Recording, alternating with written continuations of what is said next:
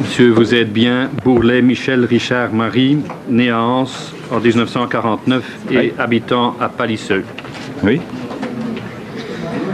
Je vous rappelle que la commission d'enquête a le pouvoir de prendre toutes les mesures d'instruction prévues par le Code d'instruction criminelle.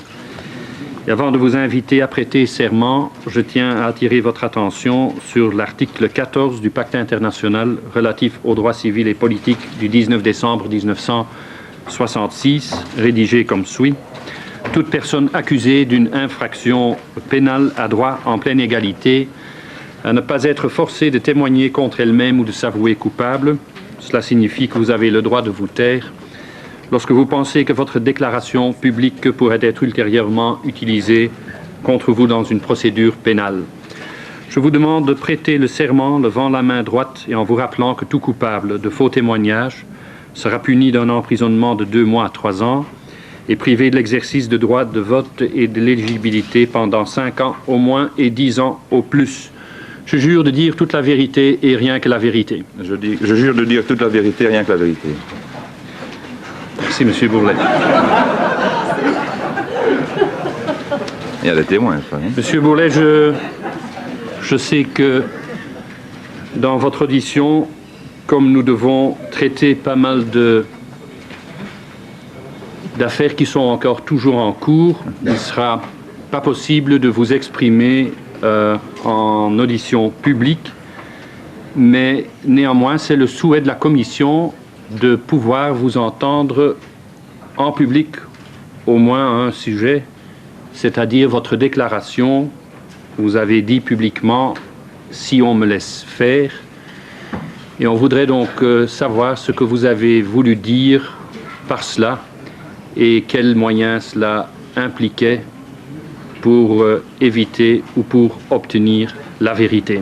Par après, on entrera dans le huis clos comme convenu dans la commission afin de vous interroger sur les affaires qui sont encore toujours en cours.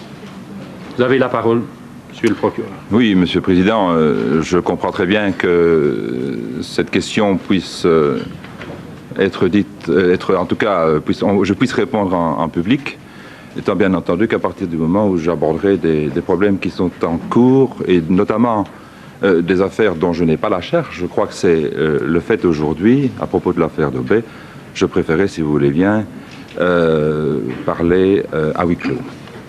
Alors, en ce qui concerne cette émission, qui date, si je ne m'abuse, du 24 août, donc quelques jours après les premiers événements, puisque après le 15 août ou le 19, ou le 17 plus particulièrement, il faut se replacer dans le contexte de cette émission.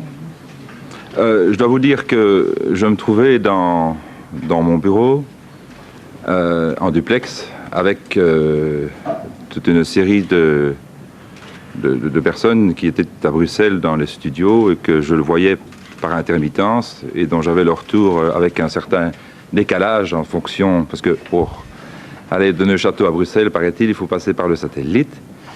Il y avait un décalage, donc il y a un certain décalage qui s'est fait.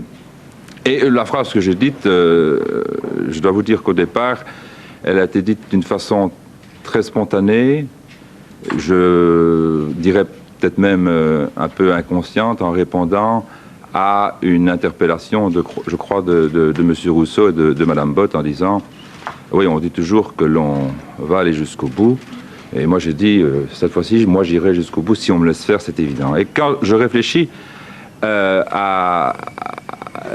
plus profondément à cette phrase, quand on la revit par après, quand on entend qu'on en parle tout le temps, je me suis dit en moi-même, finalement, la spontanéité et parfois l'inconscience est la meilleure des choses.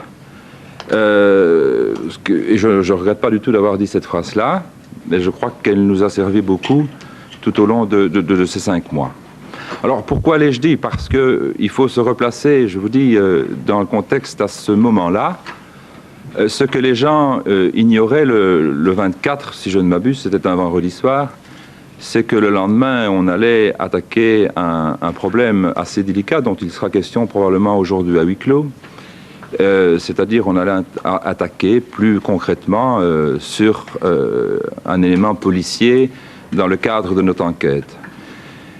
Et bon, je savais incontestablement, et même par expérience, qu'à partir du moment où on attaque, c'est peut-être normal, il y a des réactions et il y a inévitablement des attaques qui sont faites contre les enquêteurs et contre les magistrats qui s'attaquent à un élément qui n'est pas toujours habituel dans une enquête pénale, c'est-à-dire qu'on ne s'attaque pas à des truands proprement dit, ou à des voleurs ou à des assassins, mais qu'on s'attaque à des personnages qui sont chargés de faire le même métier que vous, et c'était le cas en l'espèce, puisque le lendemain, on a organisé, en tout cas les juges d'instruction le juge d'instruction a organisé une interpellation et plusieurs perquisitions qui avaient pour sujet principal un inspecteur de la police judiciaire.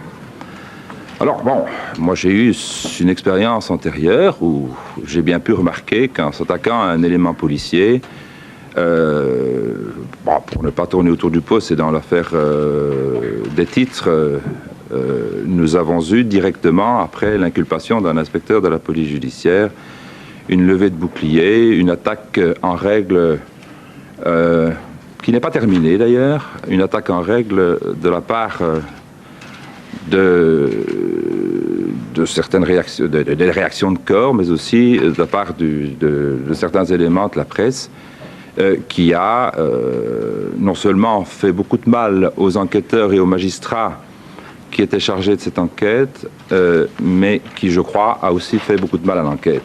J'aurai peut-être l'occasion de m'exprimer devant une autre commission à ce point de vue-là. Voilà, en soi, si vous voulez, quelle a été ma réaction.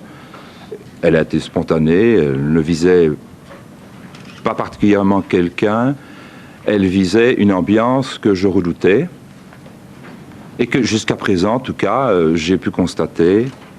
Est-ce dû à cette petite phrase ou est-ce dû à l'importance quand même différente de l'enquête en cours? Il n'y a, jusqu'à présent en tout cas, pas eu le même effet que dans l'autre affaire.